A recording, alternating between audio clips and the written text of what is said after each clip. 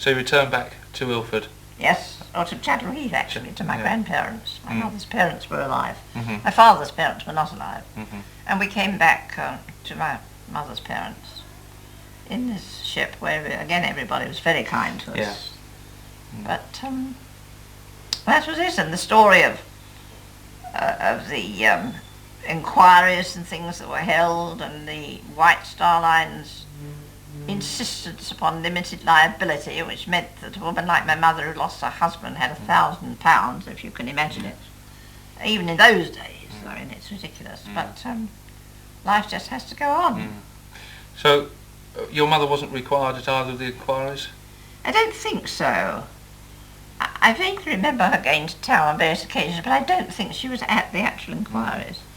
Do you think? I know she made a lot of inquiries herself as to whether anyone else in the immediate vicinity of our cabin was wakened in time to get into a lifeboat, and there was no one but she and I. And that was only because she was awake. Because the impact was so slight from where we were.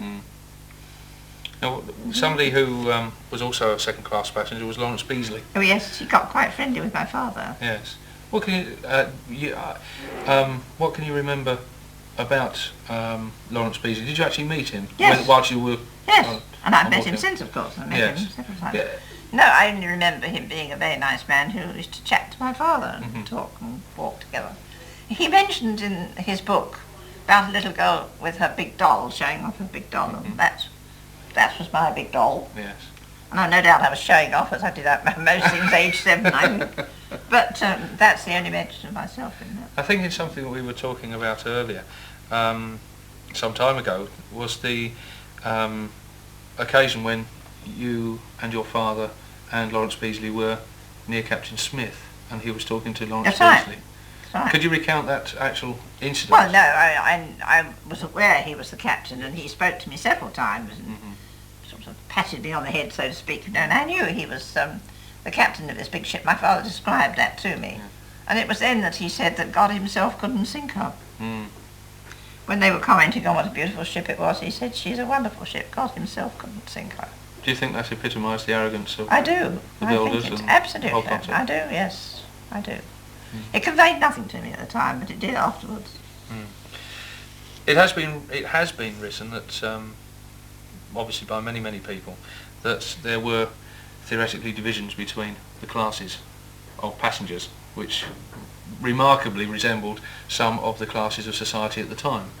On board ship, what sort of divisions did you notice? I know that you were a 7-year-old and there were certain things or certain places you couldn't go to. As you walked along the deck, you would come to a rope with a board on it which said no second-class passengers beyond this line, or beyond this rope. Yes. And you walked in the other direction, and there it said no second-class passengers beyond this. It meant that one went into the first class, the other went into the third class. So if you'd been the other side of the rope, you would have seen the third-class passengers would read no third-class passengers beyond there. We certainly had separate dining rooms, but I don't take any notice of that being a division of classes because it goes on even to today. It certainly does. You can book your fare in some luxurious liner if you're so minded. I'm not, but you can. And then there's a tourist class, I think they call it. Well, that's the division. That's all there was in the Titanic. It was simply that there were 3 classes. I'm not aware that it caused any friction of any kind. You paid a different fare, and you had very good accommodation, but it wasn't the same as the others. That's all. Have you ever been on a liner since? Oh yes, but I didn't go for a very long time. I was terribly frightened, and used to have the most dreadful nightmares all my childhood and adolescence. And when I was 23, my mother died, and I realised that without her, these nightmares were going to get worse, because when I had them, I always used to wake up in a terrible panic and go straight to her bedroom. And when she was there and I saw her, I was no longer frightened. And I realised the night she died that I would go on having these nightmares and wouldn't have her to comfort me. And so one day, only a few months after she had died, something sort of told me that the thing to do was go to sea. I believe in these days we call that therapy. In those days, I was told I was quite mad because I just went into a shipping office and booked a passage to Australia because that was the farthest place I could think of. And then I had a cable from a relative of my, or godson of my mother's, who lived in Singapore. And he said, don't go straight to Australia, come here and go to Australia when you've stayed with us a while. So that's what I did. I went to Singapore, and for the first 4 days I wouldn't come out of my cabin because I was too frightened. And I thought, what have I done? But the stewardess was much too wise to believe me when I said I was seasick, which of course I wasn't.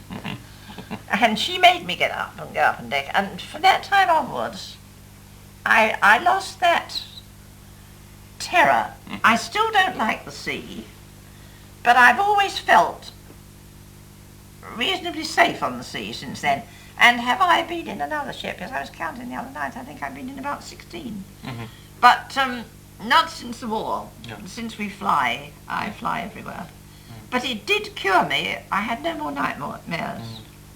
But I'm still very wary of the sea. Yeah. Have you met Dr. Robert Ballard? Yes, I have. I met him in April of this year. There was a convention held in Delaware, and he and I were the two speakers at the convention, and hopefully I'm meeting him again in a few days' time. And what can you tell us anything about the man himself? I found him one of the most charming people and most sincere people I have ever met.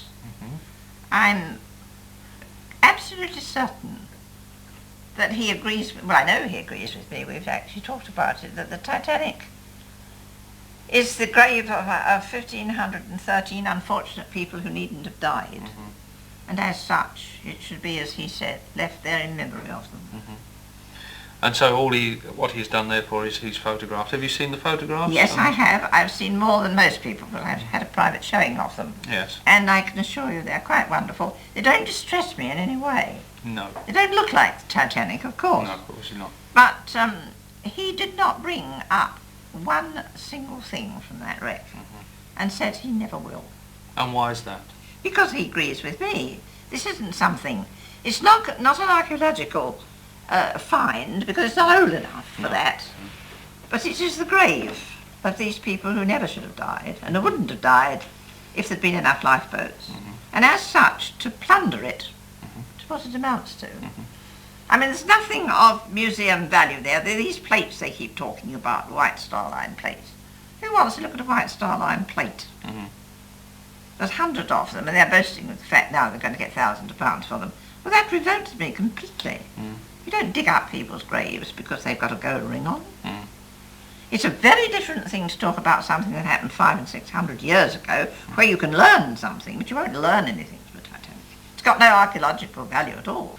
Now then, there have been other expeditions who have been down to the Titanic and picked up various artefacts. Well, what do you feel about that situation? I feel it's quite wrong. I feel it's piracy.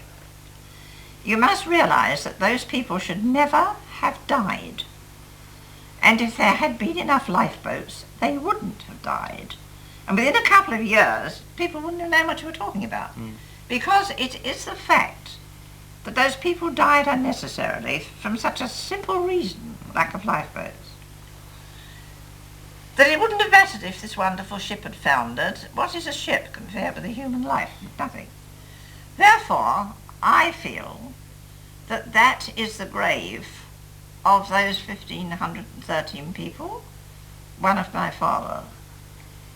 The grave of my father, if you like. I'm not talking about the actual corpse, which has probably been eaten. I don't care about that. It doesn't matter. But that is a symbol, and it is a grave, and it should be left as a grave. It certainly shouldn't be plundered. And anyone who brings up anything from the Titanic and makes money out of it, in my opinion, is completely insensitive. And I know that's what Dr. Ballard feels too. Well, on that note, I think we've covered many aspects of the Titanic, and we'd like to thank you for coming to help us with this. Pleasure. Thank you very much indeed.